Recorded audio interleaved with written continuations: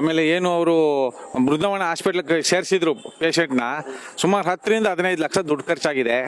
ಈಗ ಅಲ್ಲಿ ದುಡ್ಡು ಇಲ್ದಿದ್ರೆ ಪರಿಸ್ಥಿತಿಯಾಗಿ ಮೊನ್ನೆ ಜಯದೇವ ಮಲ್ಟಿ ಸ್ಪೆಷಾಲಿಟಿ ಹಾಸ್ಪಿಟ್ಲಿಗೆ ಸೇರಿಸಿದ್ದಾರೆ. ಹೇಳಿದ್ರು ಈ ರೀತಿ ಸೇರಿಸಿದ್ವು ಅಣ್ಣ, ದುಡ್ಡು ಸಮಸ್ಯೆ ಆಗಿದೆ ಅಂತ. ನಾನು ಸೂಪರ್ಡೆಂಟು ಶೋಭಾ ಮೇಡಮ್ ಅವ್ರ ಹತ್ರ ಮಾತಾಡಿ, ತುಂಬ ಕಡು ಬಡವರು ಮೇಡಮ್, ತುಂಬ ಸಮಸ್ಯೆದಲ್ಲಿದ್ದಾರೆ, ಸ್ವಲ್ಪ ಜಾಗೃತರಾಗಿ ನೋಡ್ಕೊಳ್ಳಿ ಅಂತ ಹೇಳಿದೆ. ಈ ಪೊಲೀಸ್ ವ್ಯವಸ್ಥೆಗೆ ಸಂಬಂಧಪಟ್ಟಾಗೆ ಇವ್ರು ನಮ್ಮ ಏನು ನೊಂದ ಕುಟುಂಬದವ್ರು ಹೇಳ್ತಾ ಇದ್ದಾರೆ, ನಮಗೆ ತುಂಬ ನೋವಾಗ್ತಾ ಇದೆ. ಕಾನೂನು ಯಾವ ಕಡೆ ಯಾವ ದಿಕ್ಕಲ್ಲಿ ಸಾಕ್ತಾ ಇದೆ, ಕಾನೂನು ಯಾರ ಕೈಗೊಂಬೆ ಕುಣಿತಾ ಇದೆ.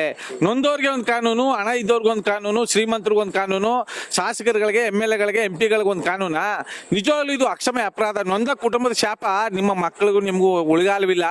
ದಯಮಾಡಿ ಮುಂದಿನ ದಿನಗಳಲ್ಲಾದರೂ ಕಠಿಣವಾದಂಥ ಕಾನೂನು ಕ್ರಮ ಕೈಗೊಳ್ಳಬೇಕು. ನೊಂದ ಜೀವಗಳಿಗೆ ನ್ಯಾಯ ಸಿಗಬೇಕು ಅಂತ ನೇರವಾಗಿ ಸಂಬಂಧಪಟ್ಟ ಅಧಿಕಾರಿಗಳಿಗೆ ಚೀಮರಿ ಹಾಕುವುದ್ರ ಮೂಲಕ ಎಚ್ಚರಿಕೆ ಕೊಡ್ತೇವೆ. ನೋಡಕ್ ಆಗ್ತಾ ಇಲ್ಲ, 5 ವರ್ಷದ 6 ವರ್ಷದ ಮಗು ಅಂದ್ರೆ ಇವತ್ತು ಆ ಕುಟುಂಬಕ್ಕೆ ಯಾರು ಎಷ್ಟೇ ಹಣ ಕೊಟ್ಟರು ತಾನೆ ಆ ಮಕ್ಕಳಿಗೆ ತಂದೆ ತಾಯಿ ಸಿಗ್ತಾರ?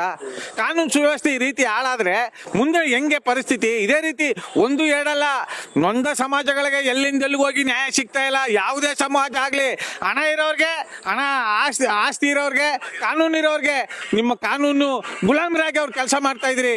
ಇದು ಅಕ್ಷಮ್ಯ ಅಪರಾಧ. ನಾವು ಇದನ್ನ ಖಂಡಿತವಾಗಿ ಉಗ್ರವಾಗಿ ಖಂಡಿಸ್ತೇವೆ.